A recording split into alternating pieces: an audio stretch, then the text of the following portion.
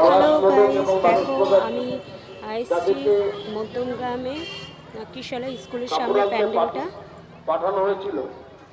পলাশ পদক এবং মানস মুখার্জি দুজনেই খুব দ্রুত এখানে চলে আসবে। পলাশ এবং মানস, পলাশ এবং মানস, পলাশ এবং মানস, ছোটন শ্রেয়ানের বাবা আগে চলে গেছে, এখন ফাঁকা রয়েছে, তাই দেখাচ্ছি। এটা হচ্ছে মধ্যম গ্রাম কিশালা স্কুলের সামনে।